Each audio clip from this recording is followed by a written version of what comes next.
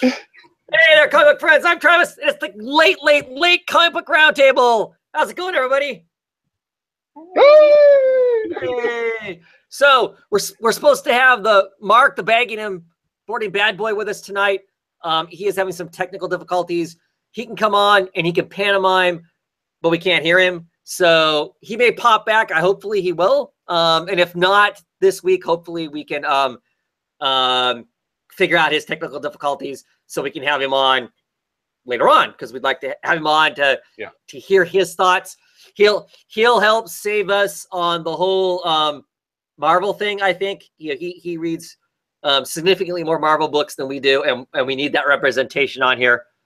Or we need somebody to pick on because they read those books. I don't know. If you think we're Marvel haters, that's what it'll be about. But at any rate, we're here to talk some books, and we were going to talk Marvel first because, of course, we knew Mark had all these books and he could talk about, Evil Empire and all of that kind of stuff with us. But we'll see how that goes. So, are we still going to talk Marvel first? I don't have any Marvel books. Then I could talk, and we can get this done very quickly. Okay. So this is my infamous Iron Man week then. Nice. This does end up being very enjoyable. At the end of last issue, we had Victor's mom show up on the helicarrier and free him. She takes him into a pocket dimension where she wants to find out what he's doing, because she's like, what is this plan? What are you doing? Why are you Iron Man? And he's like, I'm picking up the mantle. I'm a hero. And she's like, no, what's the plan? And so she alludes that obviously Victor can't be a good guy. This was really enjoyable. We also then see, of course, the helicarrier has crashed, like they always do. And Ben Grimm, the Thing, tells Sharon Carter, the director of S.H.I.E.L.D., I don't think tanks were meant to fly. And she's like, she says to him basically, Victor needs to be taken care of. And I want you to understand what I mean. He needs to be taken care of by any means. Mm. And so it basically implies she does want him to kill him. He's heard from the fake Reed Richards, you should kill him. He goes to Latveria, where he sees this young girl, and he speaks with her and says, well, Victor, Dr. Doom isn't here, and this is probably a good thing. And she's like, you don't understand. Doom is always taking care of us. We have never been invaded. We have, been taken care of. He is here for us. We are his people. And it kind of starts to create, it continues along the lines that Ben does not know. Is he a good guy? Is he a bad guy? It was very enjoyable because then you see he goes through the ruins of the castle, and we see that he finds a picture of Reed Richards, Ben Grimm, before all the accidents, so it's their faces and everything, and then in the background is Victor Von Doom, in his lab coat, and he's just kind of a partial vision of him. And he says, I can't believe he kept this. It's a picture of the three of us. And it's almost like Doom kind of stepped into the picture of the other two to show evidently there is something there. So he just doesn't know what he wants to do with this. We cut back to Victor speaking to his mother, and she wants him to use magic, and she tells him, take the armor off. This is ridiculous. It's just excellent. But then you see that she does something to him. In the beginning of the book, there is a flashback. Victor as a boy, his mother is the queen of his tribe, and she does evil magic, and she wants him to sacrifice the rabbit to get power. And he won't do it. So it shows a weaker Victor. And he goes, well, this is a lot different than, of course, us sacrificing frogs at this mountain. And she goes, yes, it is. And he kind of stops and just looks at her, and she goes, oh, okay. And I think that's to allude to this may not be his mother, or this may be something else. And because it seems like she should have known it was a rabbit, and it was at like Wundagore Mountain instead. Mm. I think it's good. Once again, I don't know enough about Doom's history to see if that was what I was supposed to pick out of it. I believe that's what I was supposed to get out of it. Okay. And then she sends him back to Earth, crashing into his castle, and he grabs hold of Ben Grimm, and it's like, if you are who you really say you are, run. So it'll be very interesting. You know, is Doom expecting a battle? Is Doom being slightly controlled by his mother now? Of course, this is issue 10, and I believe we have 2 more issues left. Yeah, that's what I hear. It's ending soon. Sounds really cool, though. Yeah. The one thing I will admit, I do love a lot of Maleev art, but I don't think he does the Iron Man armor very well. Yeah. Riri looked really nice in her armor, but Doom's is just too monotone, and it just, I don't know, I get an off feeling by it. I do like it when he has the cloak and everything, makes it a little more Doom style. Yeah, Ryan Sellon's in the comments, and he's saying that he's going to really miss Infamous Iron Man 2.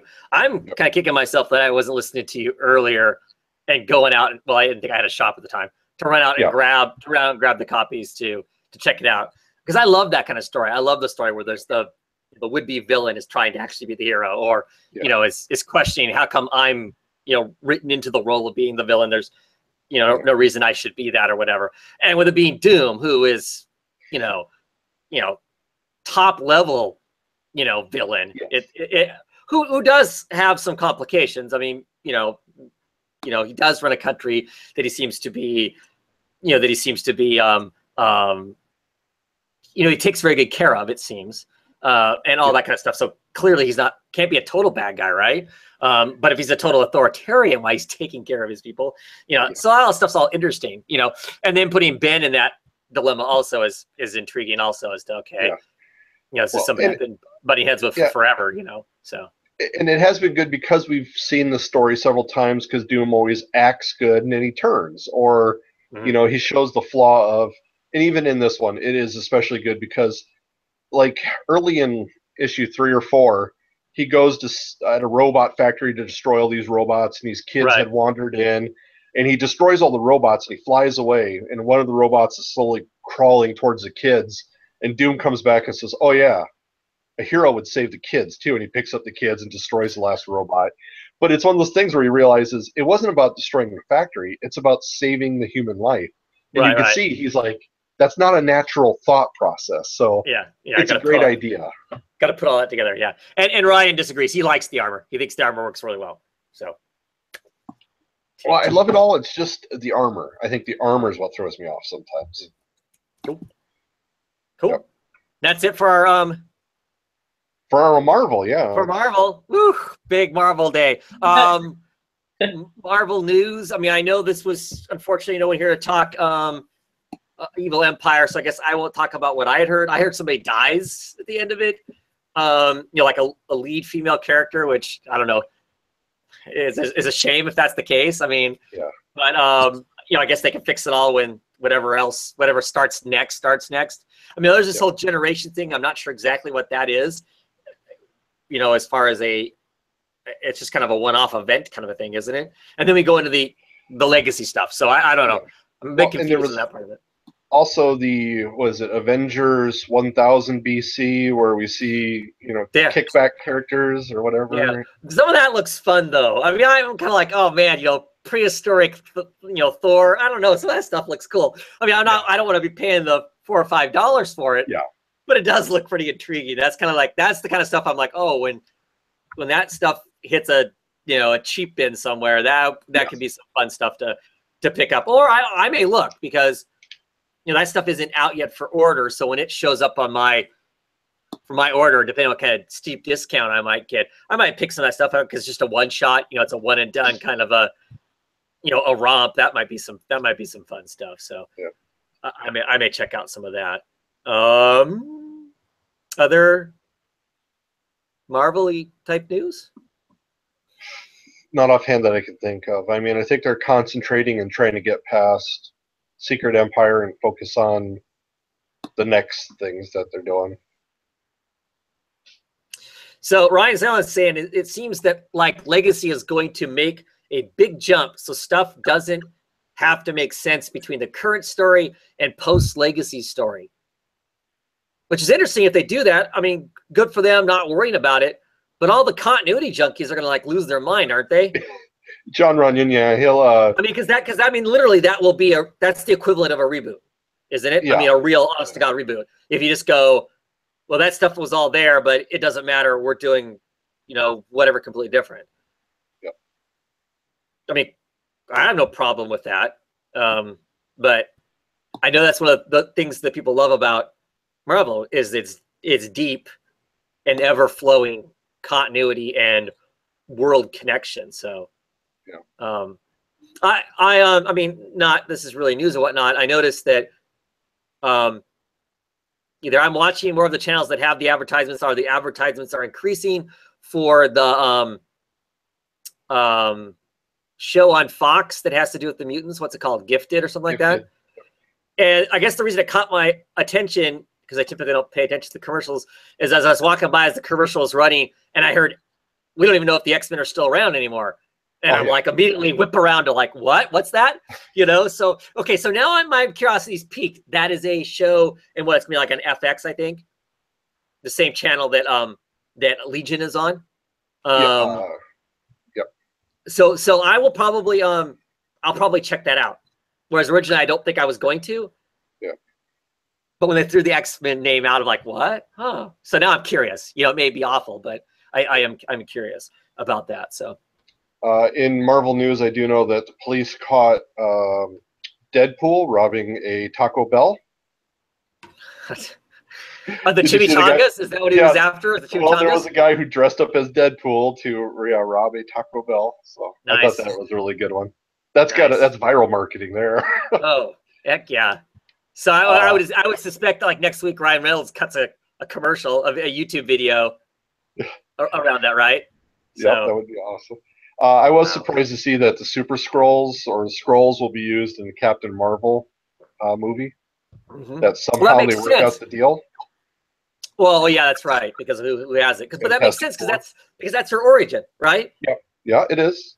Kree and I mean, technically Kree, but it was the war between the two and that. So right. Yeah, but yeah, I really didn't think they worked something like that out. But no. So Jockio is saying that the Gifted show has some named characters in it. He says the Gifted has Polaris and maybe some other known characters. So that's kind of interesting. I would have just assumed it was going to be a bunch of, you know, random made up whatever. But cool. No, I said that interests me. I'll check that out. So yeah, and I think I haven't been following it very close. I think the blonde-haired girl and someone else, maybe the last name I think they're using is Strucker, like Baron von Strucker, but I can't say for sure on that because I don't got good memory. Yeah, I don't know. Interesting. Alrighty. Any other Marvel news can you talk about? Not that I can think of. I was just kind of flipping through this. So okay. We moving on to DC, or are we talking some independent books? DC. Okay. DC. I maybe read a couple DC books this week. So what do you want to talk about? Mother Panic. Mother Panic? Was that okay? Oh yeah. Russ's choice. Yes. So you have the variant cover there, Mike, right? Yes, indeed, I do. Oh yeah. Find a light in my house. Yeah. Yeah, I mean, you got to slap it on the hill, but I like that part of it, but I like my multicolored. Yes. I was about to say that rainbow is really calling my name. so I'm torn between the two covers as far as which I like better. But I like the art on your cover better, but I like this. Anyway, I kind of like that you saw the villain there. So. Yeah, him walking around in his body bag. So issue number 9 of Mother Panic. What do we think? Very nice. I think this was probably the best book that explored her character. Previous one, we saw a little bit about her in the school training and all that. This one, as we see her confront the nun and call her Mother Panic. Yeah, we get her name. Yeah, it's like that's not the name we call me in here, and she's like Mother Panic. Yeah, she just kept defying her. I love that. And you know what? I have to say, I love the illustrations in this. I know I've seen it previously, but I love how they just change up the illustrations and they have guest artists. It breaks up the monotony of the series. Like your eyes don't get used to this one particular art. Like it kind of transforms you into a different story each time. Like it gives you a different feel for each chapter. so to speak. So that's one thing about Mother Panic that I really love, is that the artist changes every so often. So again, it makes it more interesting to me. My only thing about the changing artist is when we get, because this issue has got some more of the kind of really strange in red and white visuals that come on. The one artist that to me hasn't translated really well was when Sean Crystal is doing some of the art for it. His blend into the rest of his page so well that it's harder for me for that to kind of pop out as being some strange visual. I mean, this one we get maggots crawling in a tomato, for instance, which I'm like, what? You know, I mean, it's such a strange visual thing. It just, I love. I didn't know what that was. I thought it was the actual guy in the hood. I thought he was maybe made of maggots or something. I just think that's just a strange visual that we can debate on what that is. Just like the next page has that shattered, I don't know, brandy sniffer that they're pouring, you know, red wine into, and it's pouring all over the place. But yeah, I had to consult with my daughter. I wasn't sure if that was pomegranates or tomatoes, but I think they're tomatoes, that really long stuff there with maggots rolling out of it. But I mean, so it's just a really intriguing visual to go with her punching this guy with a pair of brass knuckles, because of course her you know, she's kind of she's having cybernetic issues, so she's got to use some extra oomph or whatnot. But I love the fact she's brass knuckles. That just amused me in no end. You know what? One thing I want to say is that her character, the way it's illustrated in this issue, feels a lot more androgynous than previous issues. Yeah. You feel that way? Because I felt like there were certain angles that she was drawn in that I feel like she looked very, you know, masculine, and then like here, okay, so here she's coming back from a night out. She's got her hair kind of slicked back and whatnot, you know, kind of thing. And then when she's got her hair down, where it's the bangs, yeah, I mean, she looks very much so that way. When she's doing this, I really thought this was yeah. I mean, I definitely see what you're saying. But we know she's bi. We know she swings both ways. I mean, that's been clear from the very beginning. So yeah, I really like this issue. I mean, it's like every issue to me I feel kind of like it gets, as a whole, gets stronger.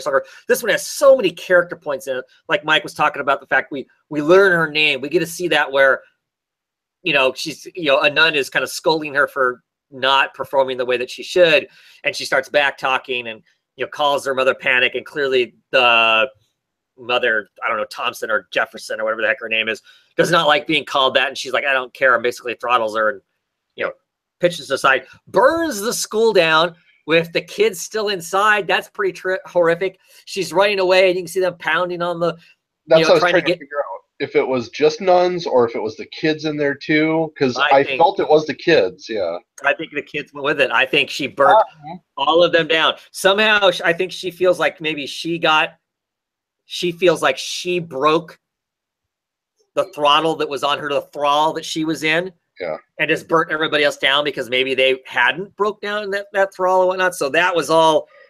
Or knowing that they're all weapons, if they're all like her, because she was, what do they call her, like 17 or? Yeah, she's 17. So that makes it that there's other ones like her out there. We saw, of course, the one that was so pretty, you know, she was dangerous. Right. And I thought that was the thing too. So it makes me wonder, you know, did that other person escape at that time? Did they leave before? From the fire, because that's why they were having the issues with their face. Yeah. Yeah. You know, are we talking about the one little Easter kind of egg thing going on with the DC universe happening with a cloaked figure? The man in the cowl. He's appeared before. Yeah. Yeah. But that was a great conference. Yeah, it was a great discussion between the two of them too. Yeah, he's like a smug a-hole. I'm like, she showing it. Right. So yeah, she's battling the bad guy. Her cybernetics fail on her. She could be in a bad position. Of course, Gotham's Dark Knight shows up to save the day and let her know who she is too. Right. Yeah. Basically, he lets her know. He knows exactly who she is, what she's up to. Reminds her that white probably isn't a really good color, but hey, he approves. I mean, I just thought it was interesting. Batman is such a hard ass that he's going, look, the fact that I think the fact that she's putting herself on the line, she's putting herself out as bait, not risking the rest of Gotham. That I think is kind of like Batman's going, okay, that's he kind of says, that's not so bad. I approve what you're doing. And she's kind of like, she doesn't want to be doing this in the first place, really. And this is still all not what she's about.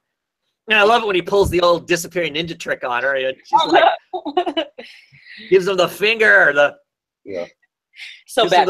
The salute, right? So I liked all that, but I thought it was very weird. But maybe I haven't decided whether I like it or not. So he swoops down, punches the guy out, unzips him out of the bag, tells us who he is. He's some guy from whatever. He was a stalker, and he's just escalating as it goes along. Cuffs him and drags him off. Yeah, that kind of bothered me too. So was that anticlimactic? It's like, okay, she's supposed to be searching for this guy, and now it's just like, oh, no big deal.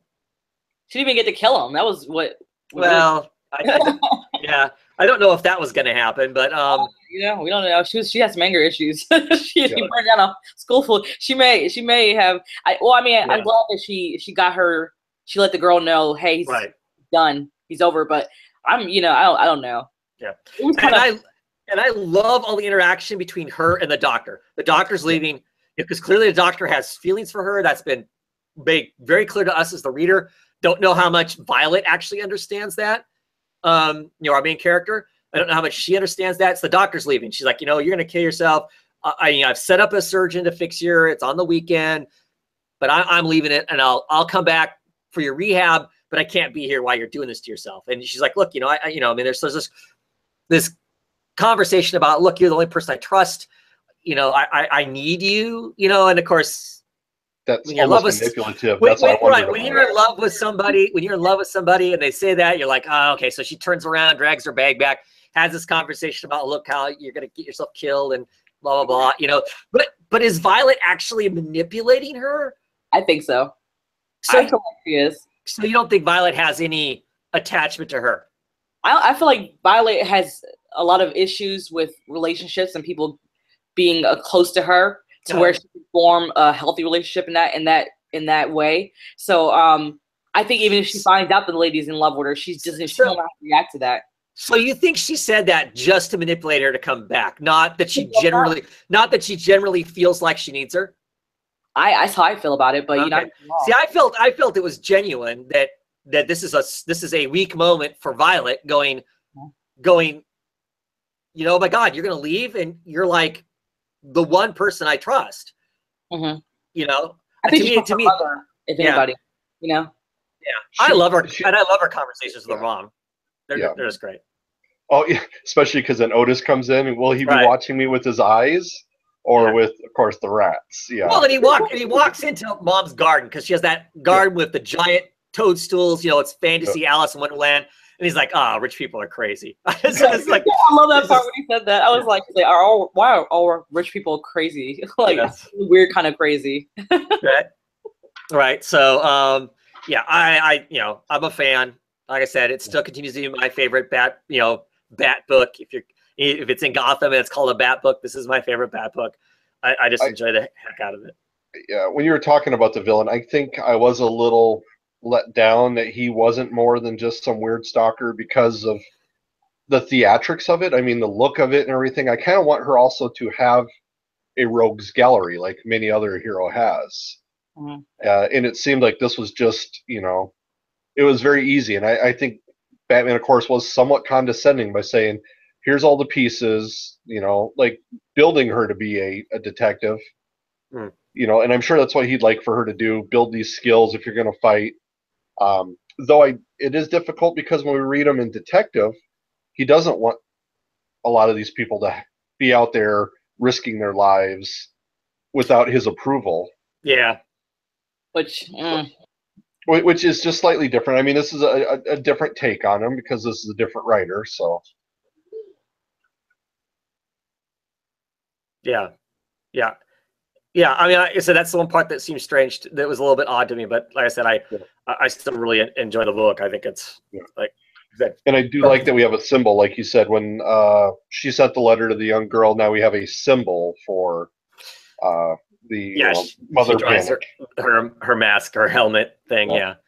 Yeah, for sure. So she's under the knife this issue. Curious to see what's coming next, as far as the story goes, for sure. And to end it out, I personally also am still enjoying the backup story. I know it's definitely not much, but I think the way it's working out, there's enough mystery for it being drawn out month to month. I really enjoyed this one because this was really kind of this issue. The backup story was the connect the dots. We're kind of like putting the pieces together, trying to figure out who it is doing whatever kind of a thing. I still think that the toxic radio jock is Batman, but who knows? I know. Rez knows, so let's check. We'll have to bug her to find out who it is. I know all the secrets of Gotham. Awesome. Alrighty, what else do we want to talk about? Doom Patrol. We're going to talk Doom Patrol? Okay, so Doom Patrol, which this cover just keeps throwing me because I grab a hold of it and I go, oh, it's upside. No, it's upside up. Okay. For me, right? This whole issue. What's that? No, so this is a dream come true for me. You want to know why? All the Alrids? Yeah. I love the Alrids. I love them. Yeah. I just love looking at the art. I feel like I know a lot of the art obviously mimics every single other Alred. So what? But I love it. I just love the Harpy art. It looks so awesome. It's so colorful, and I love the first 2 pages. I think the first 2 pages were just the best when they interacted with They're at the mall. Yeah, and at the mall, he was like, "Cliff, what are you doing here? Are you getting new dungarees?" Right. Yeah, like that's why Robot Man would be out buying some new dungarees. And then when he's saying he says, "Well, I'm going to go over here to the Orange Julius stand." Yeah. So those first pages are classic. I mean, this is a one shot, basically. Kind of a one and done. The chief shows up. He's been spying on them. When they're at the mall and whatnot. And he's like, hey, I should come back and lead the team. If I lead the team, you'll be great. And Robot Man's like, no, man, you're the guy that killed all of us and made us what we are. That's not cool. And Larry's kind of like, well, maybe he's right. We are kind of spinning around, kind of lost. And Robot Man's like, no, man, you said you need to go someplace to clear your head, and the mall's where you went to go to clear your head. I was just waiting for you to clear your head, and then we were going to decide what we were doing next. We don't need the chief. He's bad news. But Larry's like, no, let's give him a chance. So they give him a chance. And so the chief clearly has got designs on what he wants to do. He immediately puts them back in their old uniforms, in their old, even sticks Robot Man back in his old his old art, his old robot's body, and has Casey dress up like Elastigirl, and actually calls her that name. I mean, calls her by the wrong name. It's. I love when he shouted "Scants." He's like "Scants," and they're like "Scants, Scants." Yes. So what the Scants? Yes, the Scants. Oh, I love this issue. I loved it. I loved everything about it. Yeah, there was a lot. This was a definite one of those kooky kind of crazy issues that you just kind of go, oh yeah, this is awesome. Yes, they chase the Scants. The Scants are a alien race that comes from another dimension that lives off of bad ideas. You come up with a bad idea, and then they harvest it off, and they take it back to their dimension, and then they turn it into a power source. And so they're out to stop the Scants and collect this stuff and whatnot. And to come to find out that really, Chief just has a gambling debt that he needs to settle, and they were collecting this stuff for that. I mean, it's all just kind of completely just. The one thing that was kind of interesting that's outside of the Looney Tune part of the whole thing, is usually in these issues of Doom Patrol, you'll get like a little shot of the Chief, kind of its own little like one page, whatever. This time, instead of a little shot of the Chief, it's a little shot of Valerie Reynolds, her going back home, with the EMT and whatnot. This page was interesting, but this page was really interesting because this page where it shows somebody watching this interaction, this like invisible person or whatever they are, is watching everybody else. This face right here, I'm intrigued by because this is somebody putting on lipstick, but their face is melting. Is that actually Rita? Is that actually? I don't know. That would be curious to find out. this page in particular, I think potentially ties back into the old Doom Patrol.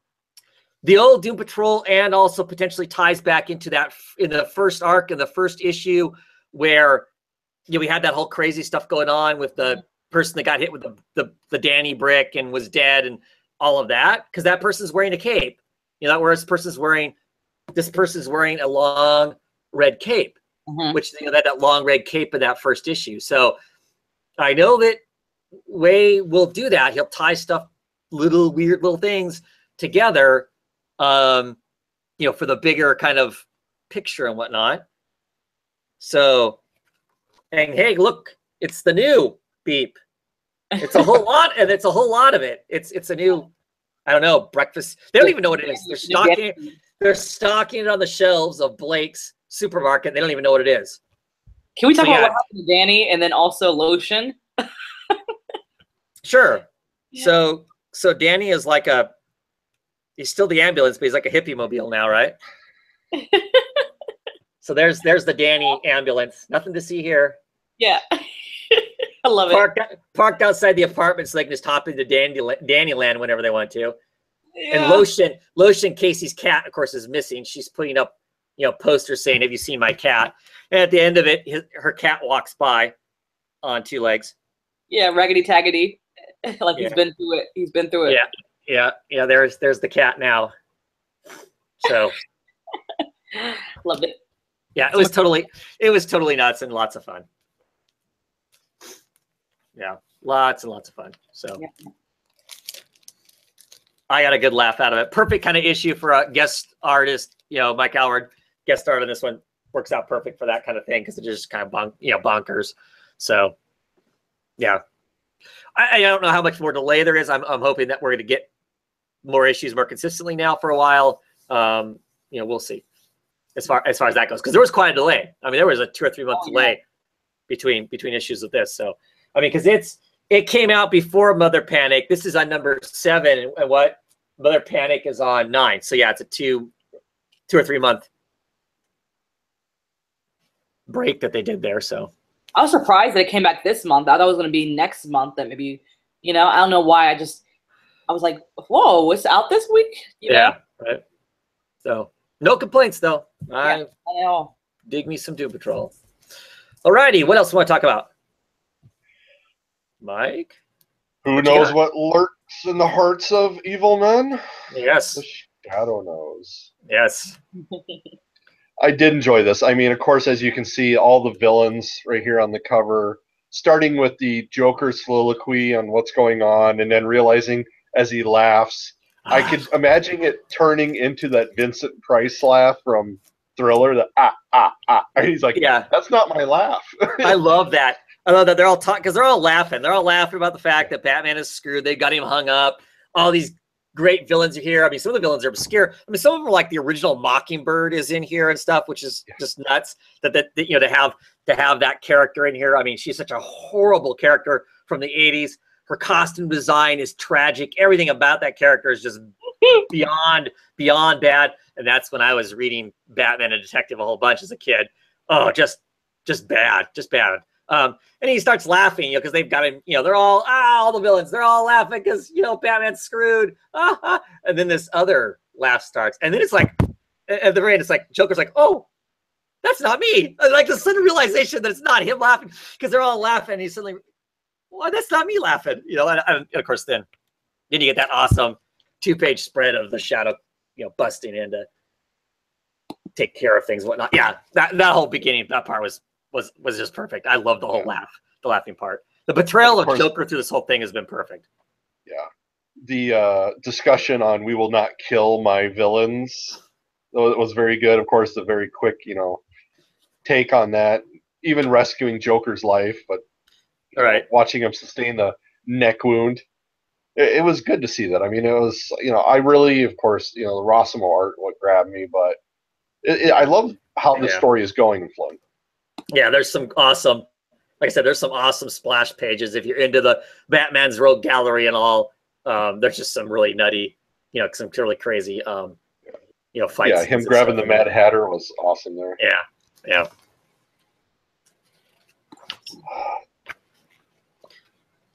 Yeah, I mean, of course, watching, I Am the Honest, Signal, and then watching Joker and him pair up, and he tries to rescue Joker. Joker throws him to the lions to escape, as they leave the building. right. And Man-Bat. I did love that when the elevator doors open and he just comes exploding out into this gentleman's club. Right. Because I did not watch enough of the animated show to be a true fan. I'm learning to become a fan of Man-Bat. So, yeah. I mean, I mean, there's some good stuff in this. I love the art. There's some great lines in it. I don't know that it's like the best of the best, but it is a lot of fun. So will you be picking up the Shadow when it comes out from Dynamite? I have picked up the Shadow from Dynamite, I don't know, 4 or 5 times. They keep restarting it. They find new writers and they restart it. It's Spear who's going to be on it next, which I do like a lot of his work. I don't know if I will or not. I love the Shadow. I mean, I try to collect Shadow off and on. Some of it's been really good and some of it's been kind of hit and miss. So I haven't decided yet whether or not I'm going to get it. I have a coworker who collects old Conan and stuff like that, and he's excited for the new Shadow. So he'll collect it, and then I'll read it from there. There you go. So, that's the way to do it. Yeah. Yeah. But yeah, I mean, I don't know if I will or not. I don't know if it's one of those kind of things that, I'll pick it up later on, kind of a deal or whatnot. Because I like it, but I've read a lot of it, and a lot of times it does get very one note after a while. Yeah. So and I say that and I read superhero comics. So what does that mean, right? But yeah, so I'm enjoying it. What we got? How many issues is it? It's 6, right? So we got 2 more issues. Yeah. But in this one, Batman's pretty much resolved that he was not actually taught by the Shadow, despite the Shadow keeps telling him because of something he says or whatever. So, we'll see how that really all plays out. I don't know. On to other Batman comics, I read Detective Comics issue. What is that? 961. More of the intelligence arc, more of the stuff having to do with Saint Dumas and the Azrael and whatnot. It was a really enjoyable issue. The art in it is fantastic. Martinez draws some great superheroes, some great action in it. In this issue, there's a lot of fight scene between Batwing.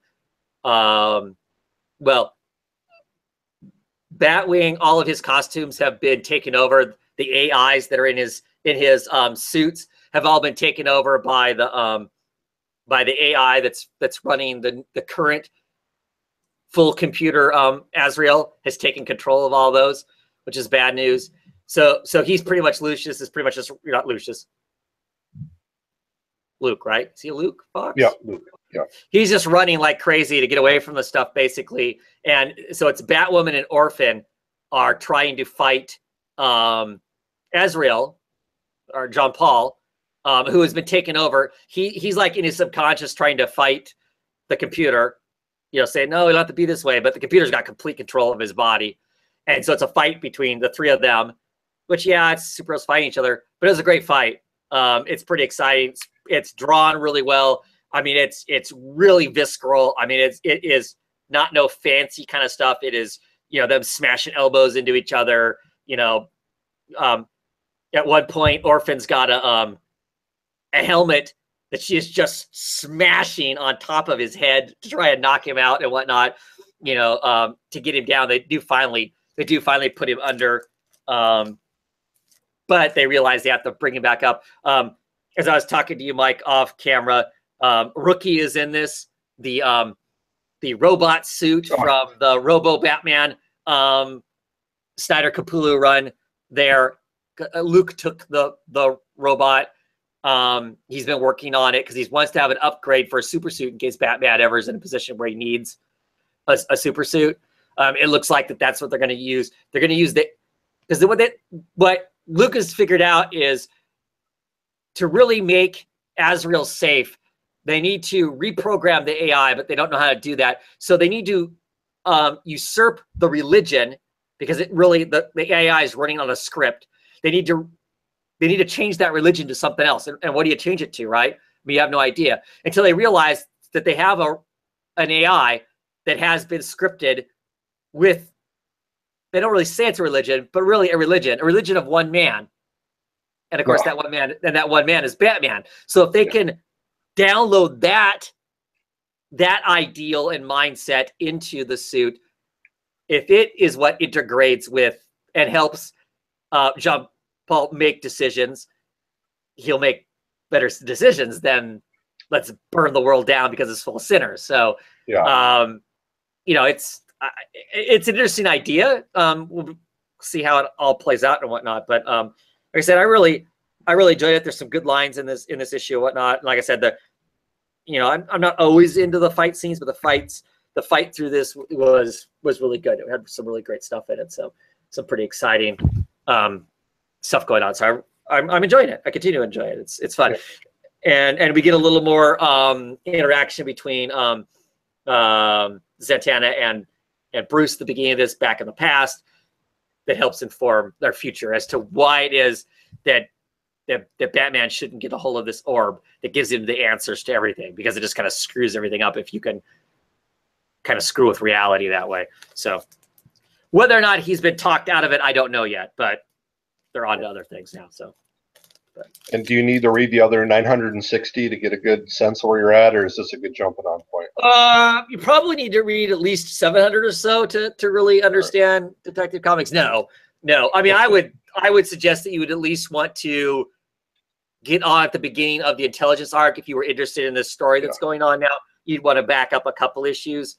Anything else that's in here, I mean, I think, if you're, unless you're totally brand new to comics, even then, I think it's not too hard to kind of figure out the other moving pieces that are there, kind of stuff. They do reference some older stuff. It means something if you know that other stuff, that older stuff. If you don't know that stuff, it's fine. It's not hindering. I mean, there's a point in here where, Batman and Zatanna show up and kind of save the day. They put Z puts Ezra asleep. And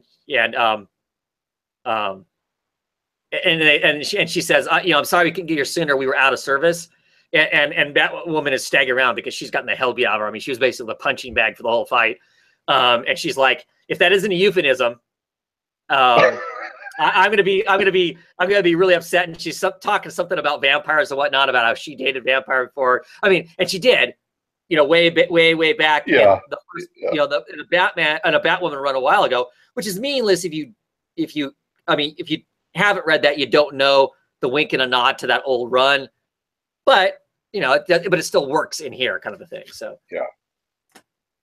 and it wasn't a euphemism. They weren't doing anything, so they really were out of service. So, but it was funny.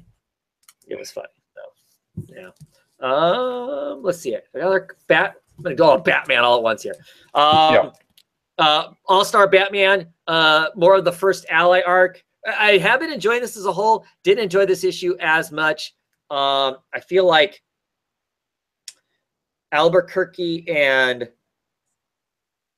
Valeri, I think Jody Valeri does the coloring on it. I didn't think it was the art was as strong as what Raphael Albuquerque's art normally is. So I wasn't as sold on it artistically as what typically I am. It seemed looser than his normal stuff, so wasn't excited about that. More of this story is in the present day, with Batman trying to steal this super engine and stuff, and there was a lot less about Alfred, and that's what's been the fun part about the story, has been the kind of finding about Alfred in his MI5 days and some of the secret stuff that he did and that sort of thing. There wasn't a lot of that, so I didn't enjoy it as much. And I'm glad I'm not getting the Batman, the Dark Knight metal stuff and whatnot. I've just decided I'm kind of tired of reading Scott Snyder. I need a bigger break from Scott Snyder because I really haven't had one. A little bit of a break, and then this started up. It seems like it's been a long time since I read an All-Star issue. I've been reading so much other Batman stuff that I have been enjoying. And as much as I struggle with some of Tom King's Batman, I'm kind of liking, I'm getting to the way I like the Batman voice. So getting this back, and it's told the exact same way that every Snyder Batman story has been told since Bruce put the cowl back on. I feel like his Dick Grayson Batman was different, but just the formula of how it's written feels the same. And I'm getting tired of that. So this issue is kind of like, yeah, that's okay. The backup story, which is actually written by Raphael Albuquerque, but not drawn by him, I am enjoying. It's still Batman. He's playing a fake Russian mobster named Knockout. He's in Russia. He's trying to stop these weapons from being shipped into Gotham. Things are starting to come apart. His identity has been kind of blown as far as him not being the actual Russian mobster Knockout. And so, you know, craziness is going to ensue. But I have kind of enjoyed that little short story at the end of it. The art in it has been good. I'm trying to think who the artist was on it. Oh, well, Sebastian Finorama, who does a lot of he's done a lot of Abe Sapien from Dark Horse. I like that artist. I like his style. So I've really been kind of enjoying this Batman, this kind of dark and, you know, seedy kind of a Batman. So I have been enjoying that backup story more than the front story. So I don't know how much longer All-Star is actually going to go on. I feel like it was said, oh, it's going to be an ongoing, but it also feels like here recently it seems like they've kind of implied that maybe it isn't. But I'm finishing up the first Ally story arc. Once I see solicitations are different than that, I may end reading, you know, All-Star Batman just because of the kind of, I've been talking about the style of the story. I don't know. I read so much of that with the Zero Year and all that kind of stuff. I just don't know that I'm ready to read that again because it feels the same. It doesn't feel different, and I want it to feel different. Like you're telling me something different. It doesn't feel that way. So, one other Bat-ish book, Batgirl, issue number 13. This is another one shot. It's got Catwoman in it, and this is a wonderful issue. First and foremost, because Inka Mira does the art on it with De La Cruz doing the coloring on it. They are the artists for Coffin Hill, which I really loved. They've done some other issues in the team. So I really love the artwork in this. This is a fun one-shot. Batgirl comes across one of Barbara Gordon's after-school students that she teaches computer code to, is like in the really bad part of town, and she's challenging this group of teenager like biker gang, you know, bicycles, not motorbikes, because she's looking for Rookie, and you find out that Rookie, and Batgirl comes in to save her from getting thumped by these kids. Rookie's a dog. Rookie's a dog that was saved by the fire department. There's this whole doggy app thing where it's kind of like the equivalent of Instagram, but it's just for pets. And this is like a fire dog that got rescued, and he's missing. And so they're looking for this dog. They come across Catwoman, who's looking for this cat. They're both on the same like Instagram app kind of a thing.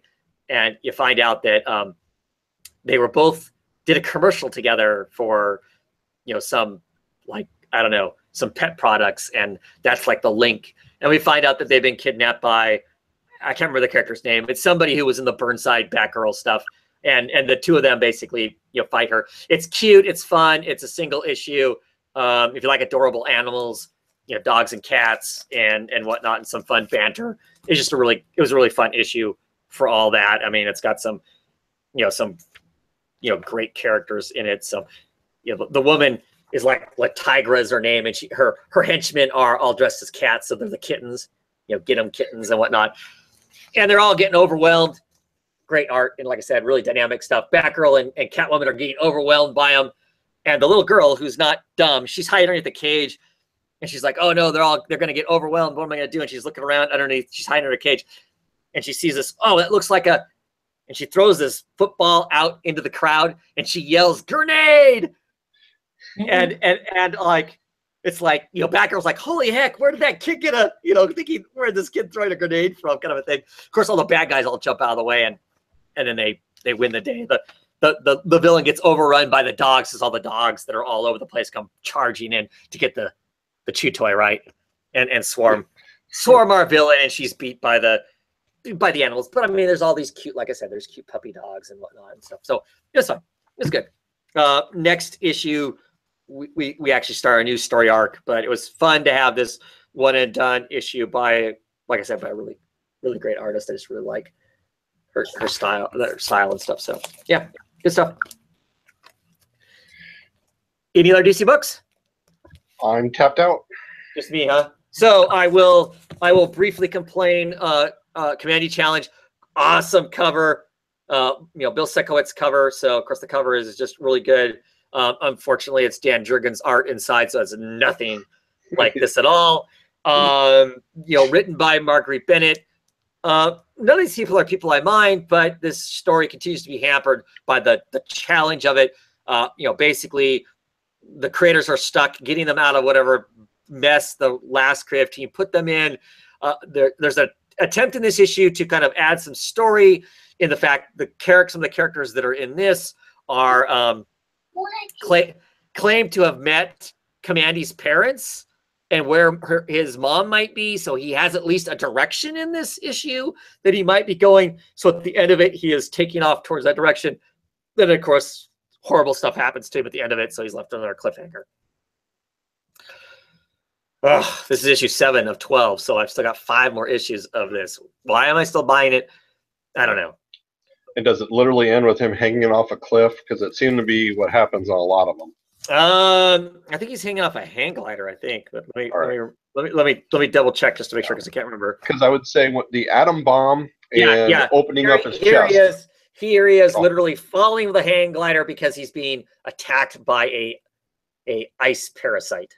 Yeah, is chewing into him as he cascades down to nothing. Yeah, I didn't like that art at all. I didn't like it. Yeah, it's Dan Jurgens was fine in the mid '80s when he was doing Booster Gold and whatnot. He's currently the writer on Action Comics. It's serviceable, but nothing for me to be excited about.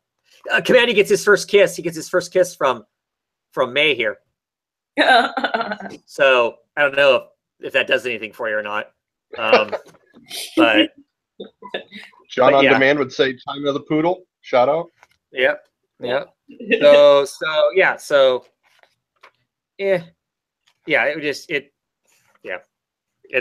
been what it's been, and it's what I expect. Next issue it intrigues me briefly because it is Keith Giffen writing it, and I'm assuming Steve Rude is doing the art on it.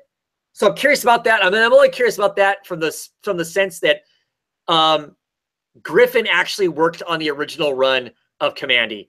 As Kirby was leaving the book, he did inks, and he inked over some of, I think, if he didn't ink over some of Kirby's work, he inked over somebody else's work to make it look as much like Kirby as he could after Kirby had left Commandy. So, at least Keith Giffen's name is briefly on the original run. So that's kind of amusing from the whole, 7 degrees of Kirby, aspect. But beyond that, it's like, so I'm reading over the comments just to make sure I don't miss anything too much. Most people are talking about the DC books they're reading, which isn't a ton. But Ryan Silence is asking, I don't understand how the Dark Knight's metal event is going to be affecting other series, but the main Batman series will be untouched, which is true. There's only a few issues of a few books that it is tying into.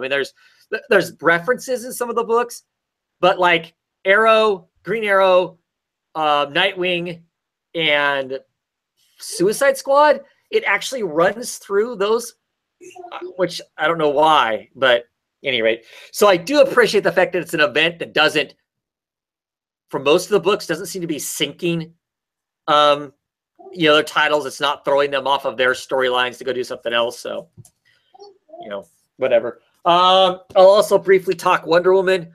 This issue number 27. This is the second issue by the new creative team, or at least a creative team for an arc, because then after this, another creative team's on for the next arc. Wasn't bad, but it is very mundane as far as a superhero story goes. So we've gone from 25 issues of intriguing what's their history like, who is Wonder Woman now, creating a voice for her, and now this is pretty standard affair. Somebody sets a bomb. She stops, she protects everybody from the bomb. Oh, the bomb was there, to attack her because a villain wants something from her. The villain gets a thing from her. She challenges them because they want kind of her power. Abuse of power gets you in trouble. Bad person dies at the end of it. I don't know. I want to be more excited about it than what I am.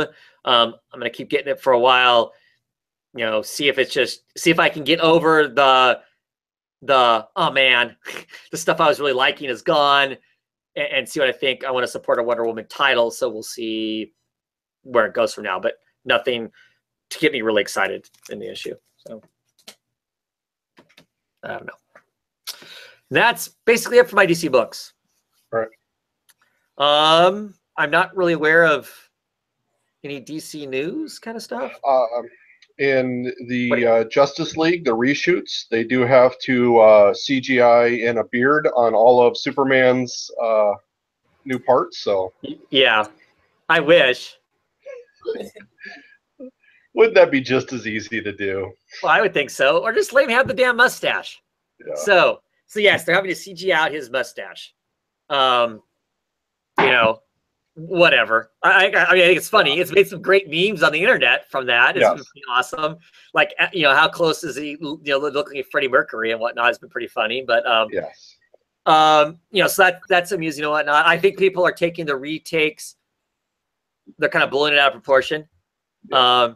Because there's this big article about how, they're having to redo all this super expensive stuff, blah, blah, blah, blah. And at the very end of the article, it says, basically, this is common practice now. I mean, it used to be this was an odd thing, but anymore, this is standard affair. So it's not like, oh no, that means the whole movie's, a flaming pile or whatever. It may still be a flaming pile, whatever. Don't get me wrong, but it's not because they're doing the retakes. So.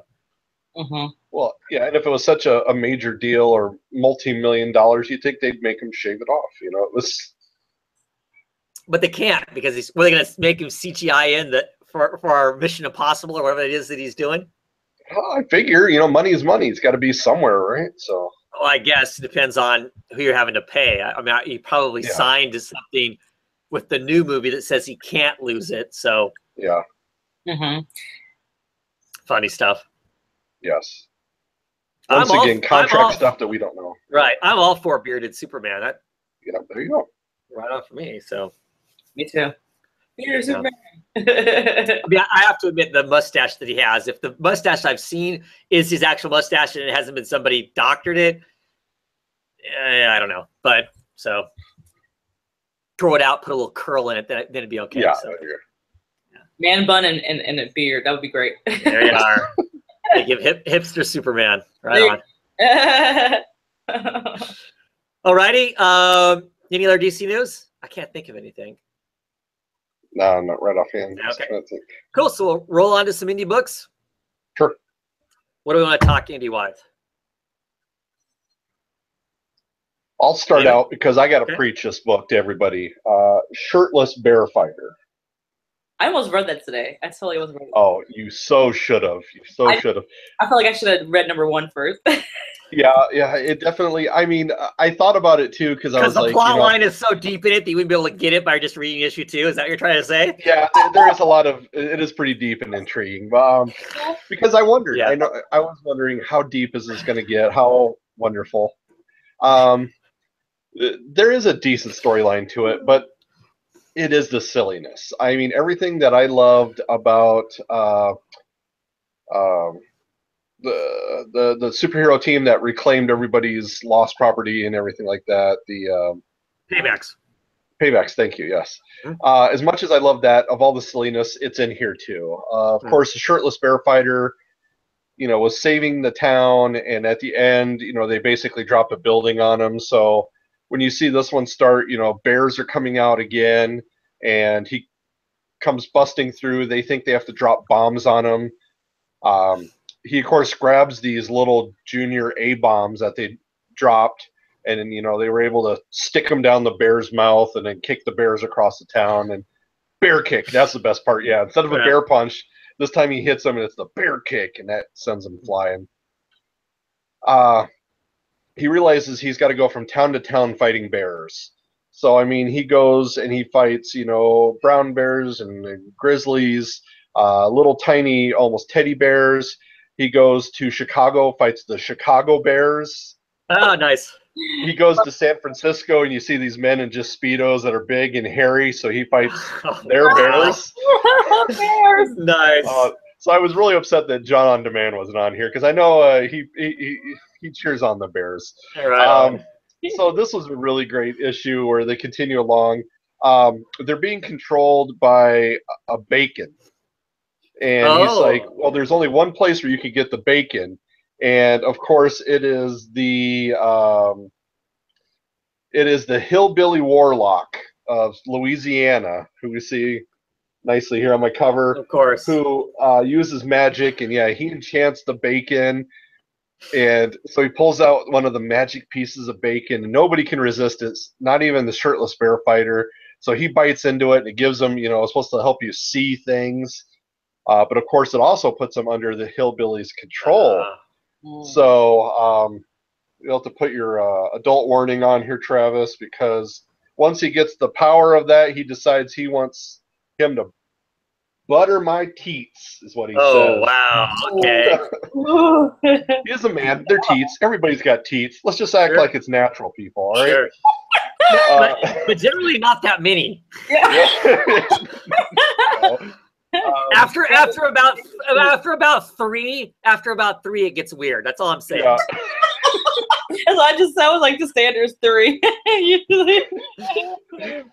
Of course, shirtless bear fighter snaps out of it, and the hillbilly warlock explains to him somebody came and stole his magic bacon, and he describes the villain in the book. And of course, so he goes back to where the logging has been done by his cabin, and the villain subdues the shirtless bear fighter. So, yes, dun dun dun. That's where it leaves us. So it's been very excellent. Truly ridiculous. You buy it for the ridiculousness. The story is definitely okay. We still don't know, of course, what the bears ever did to the woman that he loved. We don't know about what drove him and the bears different, a wedge between them. So it's just, though, they keep throwing one crazy character after another. It does show that he met the CIA or NSA friend of his while he was in Vietnam. There was some pandas attacking, and he had to take out the pandas. And of course, somebody says, well, aren't there only pandas in China? And he goes, well, of course, now. Implying that he took care of them. Right. It's just awesome things. And he was shirtless even back then. So once again. Did he get paid in flapjacks? Not yet. He will be. There's also one of the covers, the expensive cover that, of course, I wouldn't pay for, has the Burt Reynolds Playgirl picture of shirtless bear fighter with the bacon hanging out of his mouth, and that's awesome. Yeah, that's awesome. I appreciate. I'm gonna get it, but I just appreciate them going full on. You're gonna do it all the way, kind of a thing. Yeah. So that's now, Travis. You often mention all the books that I tell you about that you can't believe you didn't jump on soon enough. Yeah, this is definitely the book. So no, I don't think it is. All right. You just wait. I am going to retire. I don't think I can handle the bear on bear violence. See, so yeah. I'm going to retire on this. This one's making me all my money back. Trust me. Is it? Oh yeah, I'm sure. First printing of that will get you a long ways. Just like the first printing of this can just get you a long ways too. So. All right. Yep. So, issue number 45 of Saga. I continue to really dig it. This issue, two storylines basically going on. We got the stuff with Petra, who's holding down the house, holding down the rocket ship tree. She's reading that horrible book, which I think is hilarious. The book that everybody that basically started this whole journey out.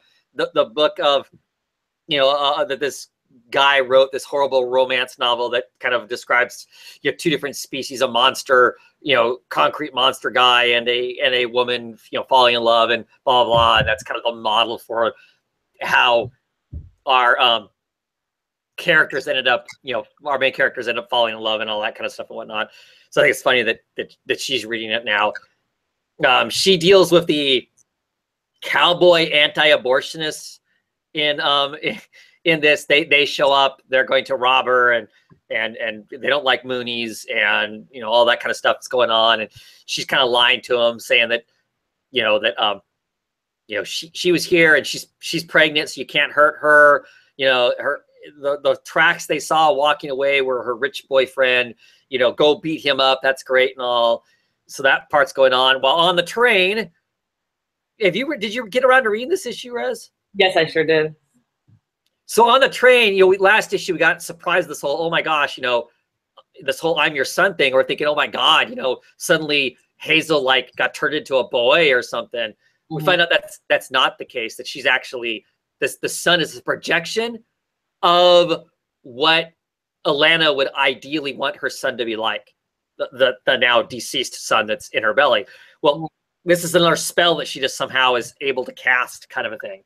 So you get this whole kind of great and also uncomfortable, oh, here's my brother. Hazel's playing with him. They're off to still go and get her abortion, kind of a thing. And now Lana's feeling like, I don't want to have the abortion because if I have the abortion, it's going to take away, Hazel's brother. And of course, Marco's going, but he isn't real. I mean, this isn't a real thing. She'll learn from this. It'll be a good experience. All kinds of craziness goes on, there and whatnot. So all really kind of interesting stuff in it. Yes. Speaking of teens. Yes. So the Badlands are run by monsters, not people who are awful, but it's run by literal monsters. We're warned, and our characters are going up to this house. They're thinking this is the house they're going to go to get their to procedure, right, get the procedure taken care of and whatnot. This house on the hill, the moon, and all that kind of stuff and whatnot, right? So they're rushing up to that. Alana goes into shock because she's told that casting this kind of high-powered magic like this could actually wreck your heart. She goes into cardiac arrest. They manage to zap her back to life and whatnot. And at the very end of it, they're like, we have to get your mother to a professional. And some person goes, yes, my darlings. You're in such very good hands. And of course, we get the Saga shock picture, and there's our. Mike's like, oh my God. Except, I don't know about yours, but these are dripping. Yeah. So. And now this video is probably going to get flagged. Yeah. I would assume it's going to get flagged by the people who thumbs it down every week. Yeah. So, those of you who are watching live, congratulations. You actually got to see this as opposed to everybody else who won't get to see it, as it is the exclusive after Comic-Con issue of Teats. Right. Hashtag blame Rez. Right. But I really enjoyed this issue. I thought there was lots of character development in it. There's still stuff going on. I was kind of surprised at the beginning of this. Were you, Rez, where Petra zaps the half horse, half guy, not a centaur, because there is a centaur in this. I don't know what you call him, but because I don't know, he zaps him. But there's this whole, isn't this somewhat erotic, or is it just me? Is this just no, I totally picked up. He's pouring the lotion and rubbing on his chest. You're like going, dude, this is it, right? I mean, I thought that's going to be the guy she's going to hook up with, because of course that's exactly what I was thinking. Right. Oh, this is the guy. Because last issue she was like asking the gods, I don't want anything other than somebody to have a little bit of nookie with. Yeah. So I thought this was gonna be the guy, but he's having some problems by the end of this, though. He gets kind of shot up. So yeah, the whole part where she bites the nose off the woman, that was awesome. That was crazy. I know, it was crazy awesome. That look at that. I don't know. That art is so awesome right there. I mean, you can literally see the chunk of nose in her teeth. Ah! Staples is a master. And she spits it out. This whole issue was awesome. Perfect. Like, I was so sad about the little boy too. The projection of the boy, and then. But yeah, that nose thing. Yeah, good stuff.